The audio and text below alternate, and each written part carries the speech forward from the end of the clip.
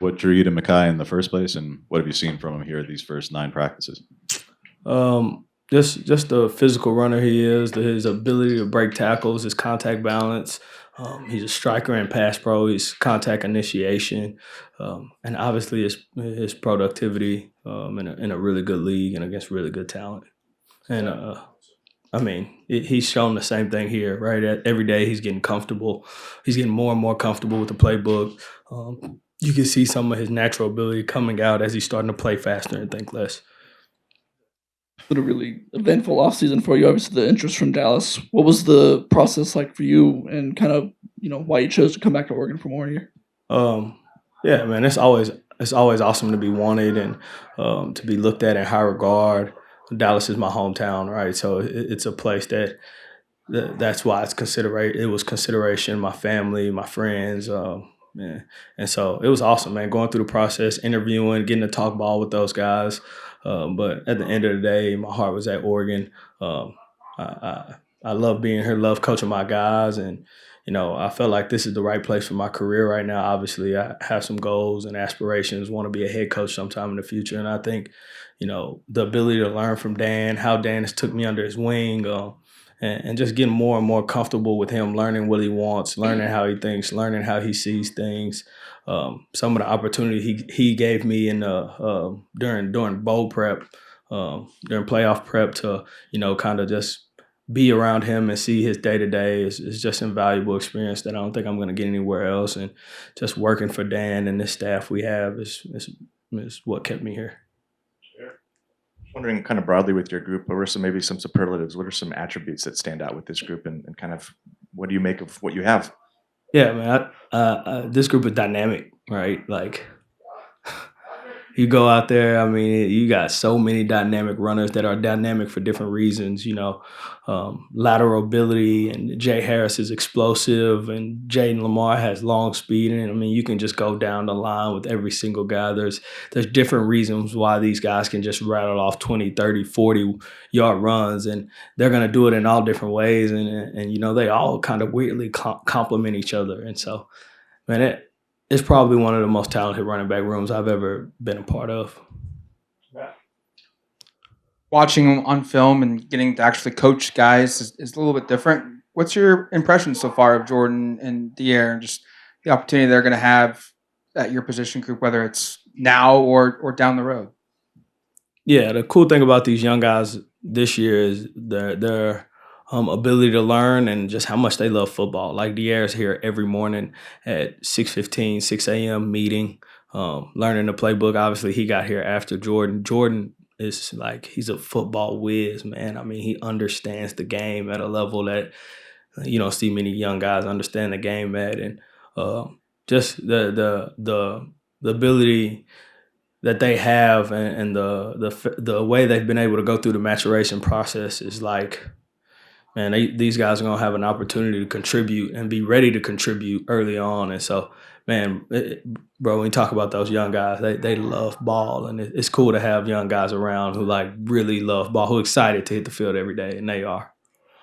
When we were talking with Noah earlier in the spring, asked him about the comp to Darrell Henderson, and besides stature, and obviously that you and Locke coach both of them, do you see any comps in their games, the way that they play, the way that they prep, and for a guy of his stature to hopefully make the league a year from now, Yeah. how he'll be able to do that or not? Yeah, there's a lot of I can definitely see that comp. I think Daryl was a little bit thicker, but like probably in college, I think he kind of got a little bigger as he got to the league, and I think Noah will also get a little bit more size. But you talk about that straight line speed, the ability to go from speed to power, especially for a little guy. I mean, you watch some of those runs Noah had last year, and he's his contact initiation, he's running through guys' faces, and so like.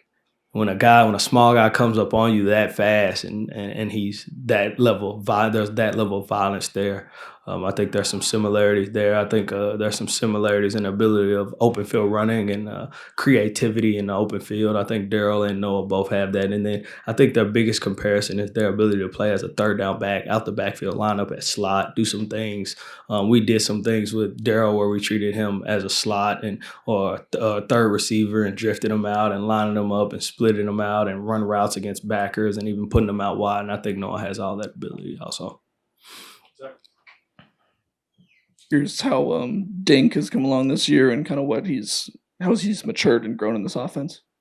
Yeah, Dink has grown up.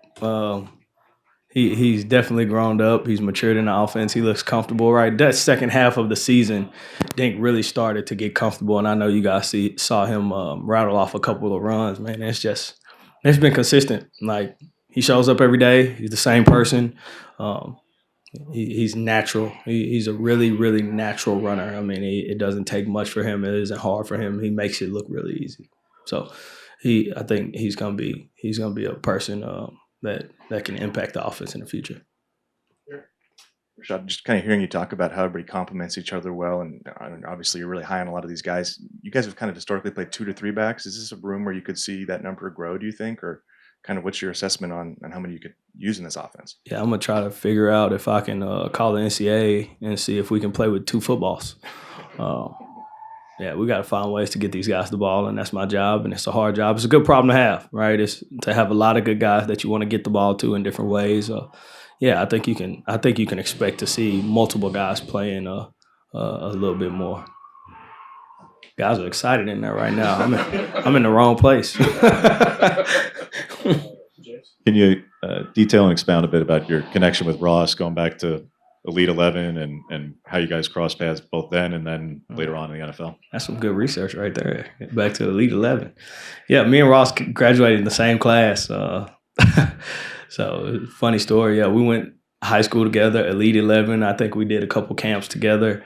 We knew each other then. And then, funny enough, when I got the job for the Rams, it's a funny story. He texted me. He's like, "Hey man, I think I'm the youngest coach in the league, and I think you're the second youngest coach in the league. Man, we need to continue our relationship." And I was like, "Oh man, I remember you," and this, that, and we talked on the phone for a little bit, and then I hung up and I Googled his birthday. His birthday is actually 7 days before mine. So I texted him back and said, "I think you got it wrong. I think I'm the youngest guy. You're the second."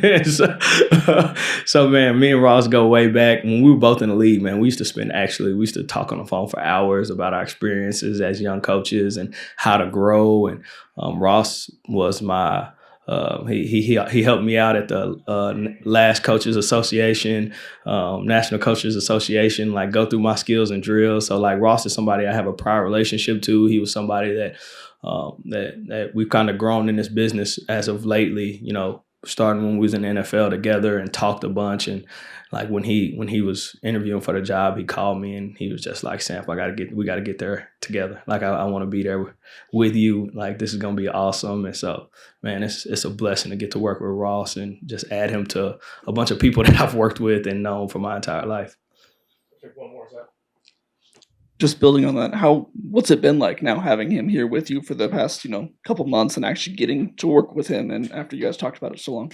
Yeah, it's awesome. Like, I mean, I hang out with Ross all the time, and I'm in his office. He's in mine. He was in my office yesterday for about 2-3 hours, and we just chopping it up, watching film together, talking receiver play together. We both coach receivers. We both always talk receivers before this, and now to be in the same building doing that, and then sharing running back input. When we come here, we both actually get on the board and draw up plays against. He draws up an offense, I'll draw up a defense, and then we'll just go back and forth. Man, it's been awesome, and honestly, it's been awesome with the whole staff. Like, been knowing Stein, we GA'd together, or he was a GA, and I was an analyst at Texas. And I mean, working with him, I was Drew's GA at the time, and man, elite, man, it's been amazing. You know, we got a really good staff. So